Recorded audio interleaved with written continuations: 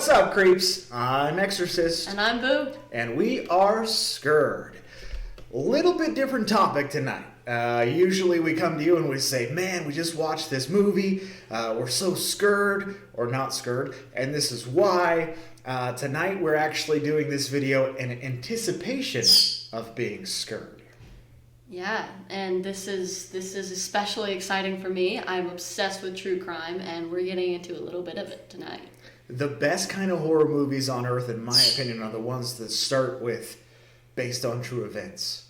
Really gets you thinking. That's when you're like, crap. Oh man, here we go. And what we're talking about, of course, as you can tell by the headline on the video, is The Conjuring 3. It's going to be in theaters and HBO Max, which is where we're going to watch it, June 4th. And we're super excited. We've been waiting for the third Conjuring for a long time. But Conjuring 3, The Devil Made Me Do It. And that name comes from an actual true crime case. So let's give some background details into the story of The Devil Made Me Do It. So The Devil Made Me Do It starts with an 11-year-old boy named David who hosted a demon, and Ed and Lorraine Warren, who we've seen through many, many movies, especially the Conjuring movies, actually did an investigation and several exorcisms on this boy. And throughout these exorcisms, a lot of crazy things happened, and there was actually a murder, and he said that he was possessed by the devil, and that is who made him do it. Yeah, it's deep. It's deep and it's dark, and this is, it has an interesting set of background details. We're going to jump further into that. This will actually in no way, shape, or form be a movie review. So as Cadence mentioned, as Boo mentioned, we're branching off slightly this time into true crime, but in anticipation of watching The Conjuring 3, The Devil Made Me Do It, and I'm excited. We've seen a lot of different references from the original story, and that's David Glatzel, the 11-year-old boy that was possessed. We know a lot about Ed and Lorraine Warren, God rest their souls. Ed was a proclaimed demonologist, not a church demonologist, but a renowned demonologist just the same. Lorraine was, what do they call her? Basically a psychic medium. Yeah, she right in the middle. Feel it. And you put the two of them together and they're a beautiful relationship. Power couple. Every relationship has its things. We won't get into the details of, some of the other drama. They're pretty interesting people, and everything in the Conjuring universe is based around their story. So we saw The Conjuring 1, which took place in the Conjuring house. We've seen some of that stuff. Conjuring 2 took place in England. And then we had all the Annabelle spin-offs, the Nun spin-off, and this was another one of their spin-offs. Completely renowned folks. They were some of the original people that were on the Amityville horror house investigation. Saw some crazy stuff. Took some crazy pictures.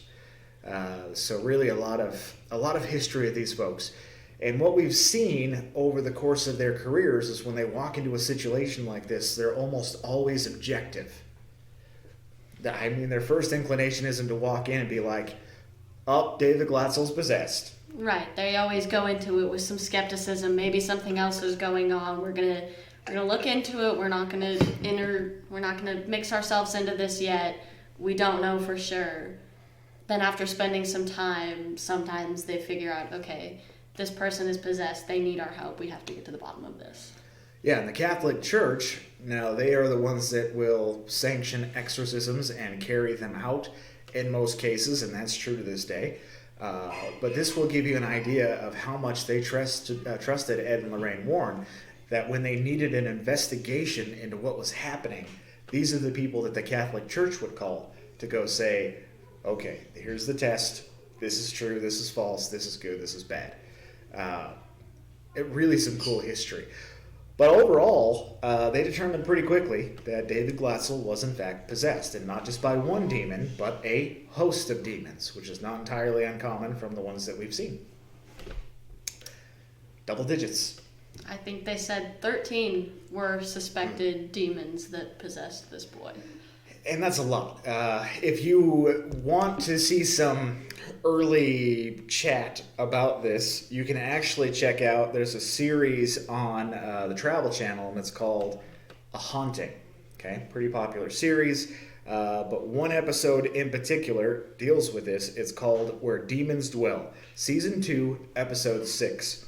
And the whole story is about 11-year-old David Glatzel. So the two people that explain the story are David Glatzel's sister, and who is now her husband, a really nice guy named Arnie Johnson. I don't think that Boo has watched that episode. I just watched it 2 nights ago. But the guy is actually telling the story alongside his wife in that documentary. And that doesn't seem significant whatsoever if you don't know the whole story. Because all they talk about for the entire episode is the boy's possession. And so where they leave off is, okay, Arnie's a nice guy. He's the sister of David's sister's boyfriend, blah, blah, blah. They're doing the exorcism and he's present. He's watching it. He gets frustrated. He hates to see little David in any kind of problem, any kind of pain, and he says, "Why don't you just take me instead?" Okay, exorcism presence number 1 is never do that. Don't challenge the demon. Don't challenge the demon and don't invite him in. It's like Exorcism 101, in case you were curious. You don't do it. But he did it, and almost instantly, he started doing some weird stuff. But to correlate the two, we have to go back to David and some of the things that he saw. So we'll walk us through that. When David's possessed and he's going in and out of things, he had visions, he had nightmares. What were some of the things that he was seeing? David described dreams about a man with big black eyes, a thin face, animal-like features, with jagged teeth, pointed ears, horns, and hooves.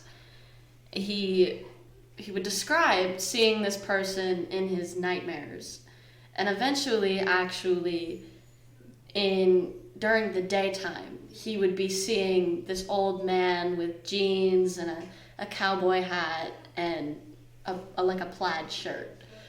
So that's definitely a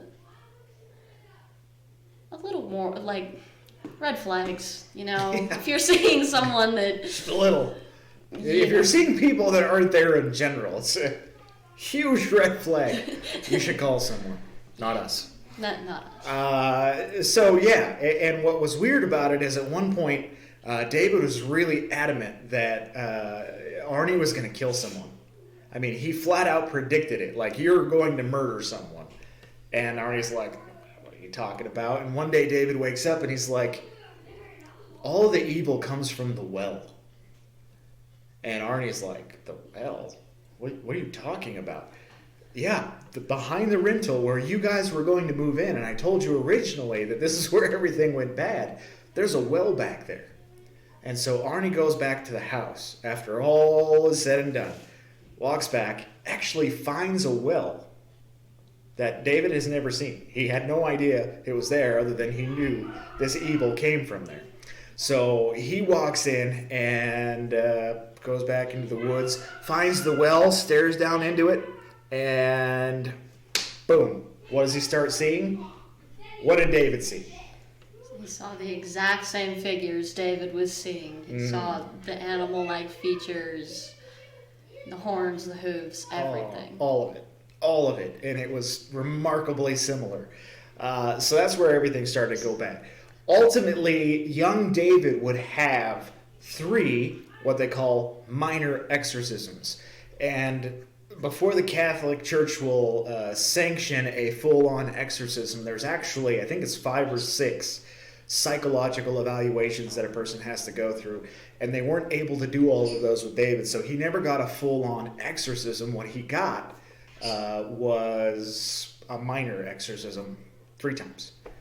But it actually got quite a bit better to some extent. I think that they would later determine that there was a level of mental illness, or at least say there is. Right. I mean, psychiatrists that investigated and talked to David basically just passed all of this off as just a learning disability, which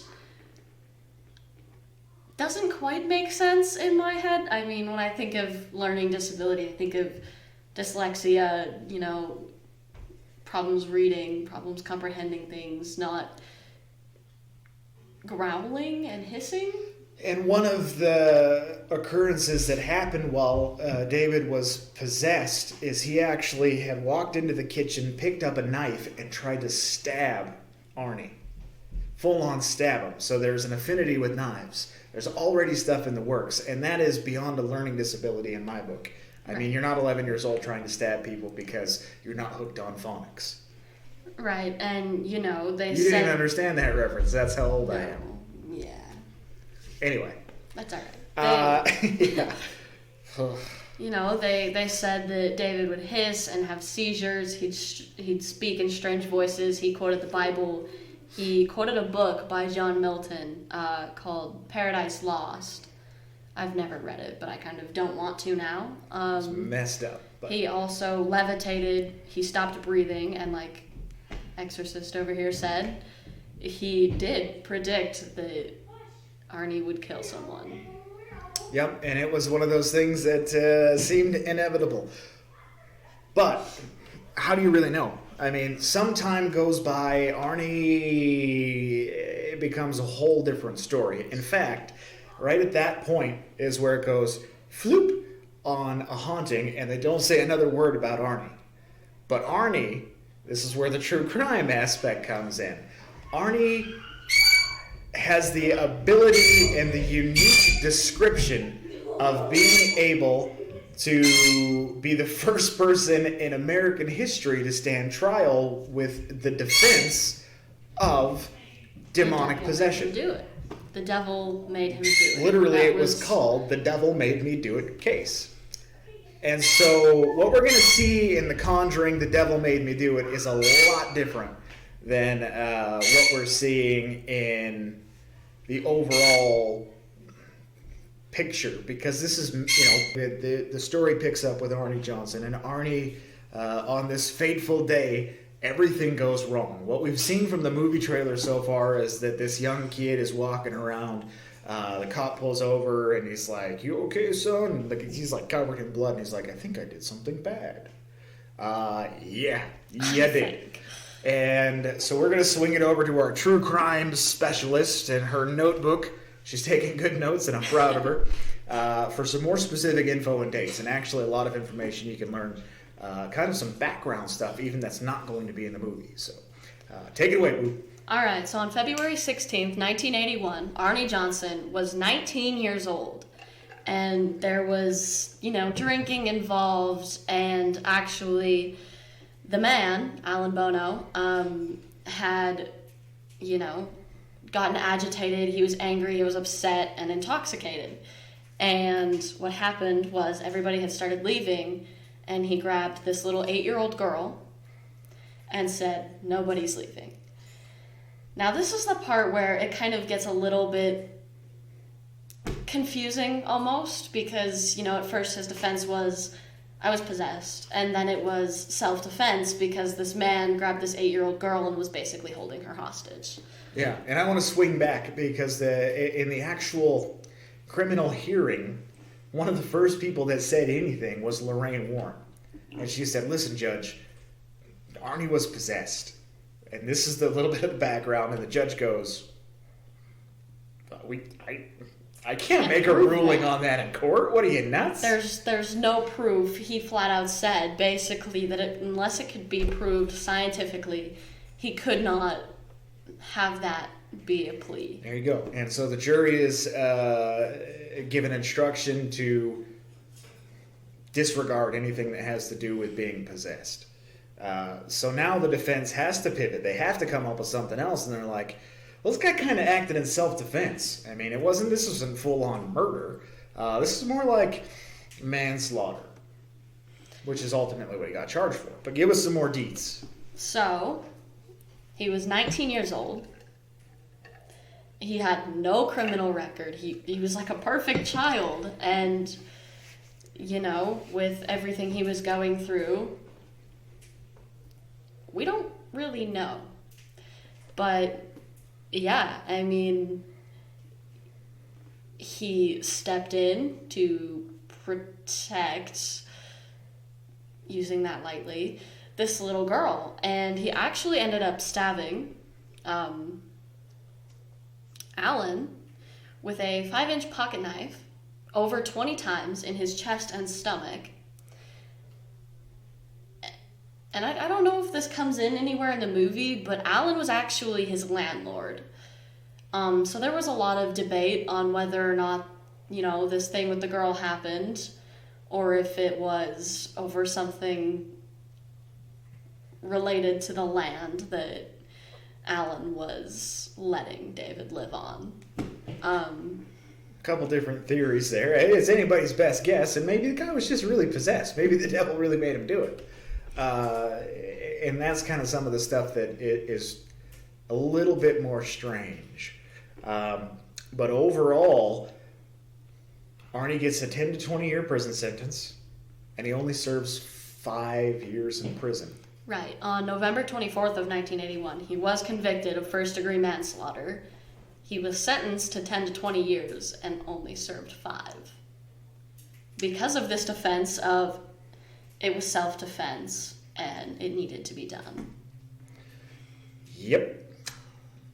5 years is not a long time for stabbing someone. Now, when we talk about stabbing somebody, and this is kind of an interesting thing to think about, okay, a crime of deliberate murder where you're thinking about it and you're premeditated and you're going to walk up and you're going to stab somebody is usually more calculated than that. Now, a crime of passion, a crime of rage, or a crime of outright possession would be something more like what we saw.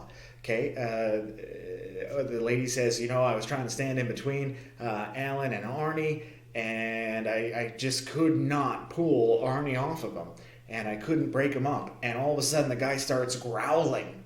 Okay, where have we heard that before? David. Case in point. And not only does he start growling, he's just going nuts. I mean, the guy, it's not like he poked him and walked away. This guy actually at one point cut him so hard with a 5-inch pocket knife. Okay, it's not a small blade, but it's not giant either. Cut him all the way from basically here down to the belly button. And that's a pretty brutal thing for, somebody that does not have superhuman possessed demonic strength. So there's always that possibility. Obviously, I go by Exorcist, so I believe in this kind of thing anyway. Interesting stuff. What do you got? Just researching as we go. I am researching just a little bit. Actually, so for voluntary manslaughter, it is, obviously it's a felony because you killed somebody. But it does say that it's usually fines and 20 years or more in prison. This man got out in 5. It's tough. And here's what freaking shocks me about the whole thing. Okay? He gets out, and he and David's sister get married. They're like thick as thieves, and then they go on and do a haunting. And I'm like 3/4 of the way through a haunting before I realize, wait a second. That's the guy that was possessed and murdered somebody.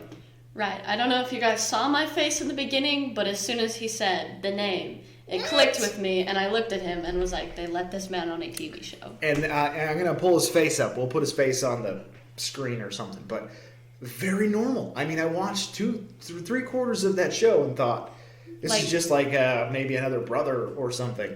And then all of a sudden I'm like, wait a second. Whoa. And here's the thing. And they did not say one word about it. This man killed somebody, but he doesn't seem like a psychopath. From every interview I've watched, from previews I've seen of the show you're talking about, he seems like a completely normal person. He doesn't have any psychopathic tendencies. He doesn't have any of those traits. He seems like a genuinely normal person. And he's a very normal guy. You just watching him sit there and talk on TV, I was like, this is not like looking at like a Charles Manson or something. This is not that kind of guy. He's just a normal guy. He could be me. He could be you. He could be anybody. Very normal. So it's very off-putting when you watch that A Haunting episode. And I'll be interested to see how they play it off in The Conjuring 3, if after he comes out of it, it's just like normal. Or right. what. I want to know how they're going to portray this, because I'm not sure. Like, they'll probably use that horror aspect and make him look like he was just a psychopath, a killer, someone who was crazy and did this because he was possessed by a demon. But, I mean, really, from everything I've seen, he was normal. Yeah. And what happened after is... maybe the movie will have more insight, but I've not heard or read or anything that this guy went through an exorcism. Did the demon make him do it and then just leave? Paid his check and left? Like, this isn't typical. This isn't typical that you're possessed by a demon and all of a sudden you just walk out and nothing happens. At what point was there some kind of intercession, some kind of exorcism where they get rid of this demon? I mean, it would be really bizarre to me that the demon, goes into this guy, possesses him at some level, whether it's a full-on possession, integration, or just a basic, controlling your mind kind of thing, and then all of a sudden, just poof, it's gone. Like, do you have anything? I mean, are you finding anything? I am looking, because I did see something earlier, but also, back to David, it says it was 43 demons. So I was going to say, I thought it was in the 40s, but... something 3. Double digits, well over. And it's a lot of demons. But that's not uncommon either. When we look at things like Annalise Mitchell, who was what the movie called Emily Rose, she claimed there were 6, a minimum of 6 inside of her. Most of these cases that we've seen that are kind of public cases are usually demon-infested. They've got several demons possessing them at any given time. So this is not unlikely, and it's not unlikely that there can be transference between one or some of these demons to another person. But what happens after that? They just don't go away. Right, and that's just. I don't think you're going to find it, because I don't think there's any information out there. I don't think this guy was ever exorcised. I don't think Ed or Lorraine Warren dealt with him thereafter. They just did the crime, did the time, got out, and moved on with my life. Right. So according to what I just read, it did say that within hours after this, the demon was just gone. Just poof. He killed somebody, wandered around for a little bit, and felt fine. And the idea is that he didn't have any recollection. He wasn't, obviously, he's covered in blood and blah, blah, blah. And again, I kind of think we see that in the trailer. But he comes out and I don't know what it did. Obviously, I did something bad, but I don't know what I did. So I don't know. I mean, it would be a big reach for me to go, okay, yeah, the demon just went poof. Right. Demons don't just go away. I mean, even in David's case, they did not go away on their own. They did have to be exorcised, and Arnie taunted them until they came for him. So, if he were possessed, it would have taken either an exorcism or somebody else to be like, take me instead. Because that is exactly what happened in David's case. 3 minor exorcisms, and somebody being like, don't mess with him, mess with me. I can fight you off. And we don't see any of that anywhere. No, and most times you have to be exorcised more than once, and it can actually take hundreds of times. If you look at the documentary, The Devil and Father Amorth, he visited that lady hundreds of times. Right, and she actually, there was a case that I saw, I don't know if it was that one, but they were exorcised over and over and over, and they finally felt okay again and ended up taking their own life because they really weren't okay anymore. No, it doesn't. It doesn't just go away. You don't go to prison for 5 years and come out unpossessed. You don't walk around in the woods for 2 hours and not be possessed anymore. And maybe it went back in the well, and there's a lot of speculation. But the fact is, we really don't know much about what happened afterward. Maybe the movie is going to shed a little more light on this. Got to find out. Yeah, we will indeed find out, and I'm looking forward to it. I have always been a fan of the Conjuring movies. First scary movie I ever watched by myself was the Conjuring one, the first one. I still, to this day, love the Conjuring movies, love all of the Annabelle spin-offs. I love that whole franchise. There's something about it that draws you to it, and I'm very excited for a new edition. It's good production. I just watched The Conjuring 1 last night. I watched all the Annabelles last week. I mean, this tells you our, level of excitement is way up here. So it's going to be great. We're gonna check it out. I have every intention on watching it the moment that it drops on HBO. I don't know if I'll be at work or what, but I'm leaving, and I'm gonna watch it. We'll watch it, and we're going to report back. If you guys have anything that you want to add, drop it down in the comments below. We'd love to hear some of your feedback. What do you think? I mean, did the devil make him do it? Is this after you've heard our evidence and the things that we've presented and read more stuff on the internet? Are you convinced? How about you, Wu? Are you convinced that the devil make Arnie do it? I really don't think the devil made him do it. I mean, I believe everything that happened to David. The little 11-year-old boy whose brain is not developed enough to even understand what is going on. He doesn't know what's going on. But these weird things are happening to him, and he says it, and he's seeing things, and people are watching this happen. Like, this kid levitated. We never saw Arnie do anything like that. No, but it was so quick. I mean, at what point do you go, something had to have snapped, because the guy just wakes up one day, is possessed, stabs a brother, and then the next day is no longer possessed? Right, there's just no way. It's weird. But how do you explain it? I mean, is the guy wake up one day and he's a killer, and 2 hours later is just a normal dude? I don't know. I don't have the answer. I'll continue to do my research. I will look way more into this. I will watch the movie, and then I'll look into it a third time. And when we record our next video for this movie, I hope that I have a little more insight, because I don't know. We'll come back. We'll bring some more facts, statistics. I'm going to call the guy. I'm just going to call him. I'm going to find his phone number, and I'm going to call him. I'm going to say, listen, we have this YouTube channel that like 12 people subscribe to, and we hope that you'll subscribe and make it 13 or 14 or 20 or whatever we have now. But follow us, like us, hit the bell for new videos. Haven't had one of those in a while, but we're jacked up for the Conjuring 3. Going to be starting again. And we're going to rip it up. We're hoping that actually Wu can start her own true crime channel as well, so you're going to want to check that out. She's really diving deep in some of this cool stuff. That's all I do. It's cool. When you can mix the horror and the reality and they become a horror reality, you got a good combination. All right. Anything else to add for the order of the good? I don't think so. All right. Well, you guys know the drill. We'll see you after the Conjuring 3, The Devil Made Me Do It drop, and should be really exciting. Check it out, HBO Max. You can see it in theaters, and we will report back soon. So, as we always say, what do we always say? It's been so long, I forgot. I don't know either. Until next time, creeps, sleep tight.